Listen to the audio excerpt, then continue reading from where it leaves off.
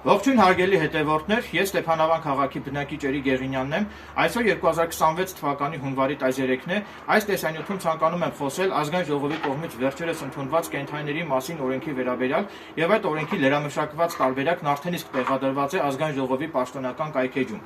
Ըստ այդ օրենքի իրենց հարկի տակ 3-ից ավել շուն պահելու դեպքում պարտադիր անհրաժեշտ է ունենալ տեղական ինքնակառավարման մարմնի, այսինքն համայնքապետարանի թույլտվությունը։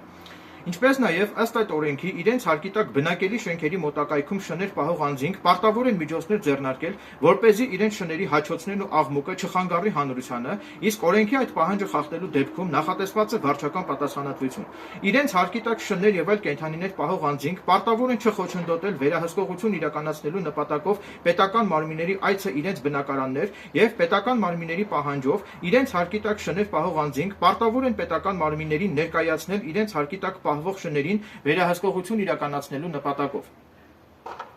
Ըստ այդ օրենքի, եթե քաղաքացին հանրային վայրում ականատես է լինում կենդանու նկատմամբ դաժան վերաբերմունքի դրսևորումների, ապա քաղաքացին իրավունք ունի տեսանկարահանել եւ լուսանկարել այդ ամենը առանց մոնտաժելու իրավապահ մարմիններին ներկայացնելու նպատակով։ Սակայն քաղաքացին այսուհետև օրենքով իրավունք չունի հանրային վայրում կենդանու նկատմամբ դրսևորված դաժան վերաբերմունքի վերաբերյալ տեսանյութերն ու լուսանկարները հանրայնացնել եւ համացանցում հրապարակել այդ ամենը։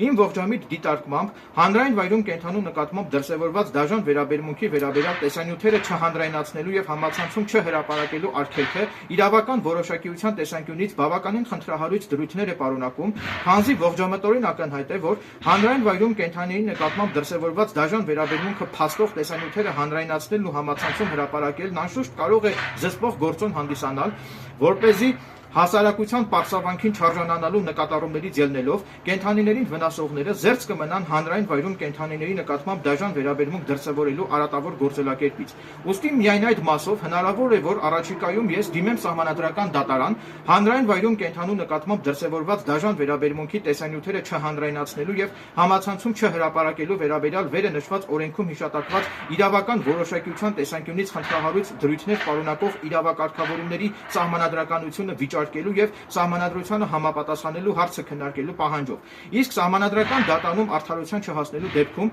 իմ կողմից կդիտարկվի արդարության հասնելու ակնկալիքով մարդու իրավունքների եվրոպական դատարան գանգատ ներկայացնելու նպատակահարմարության հարցը։ Այսքանը, շնորհակալություն ուշադրության համար։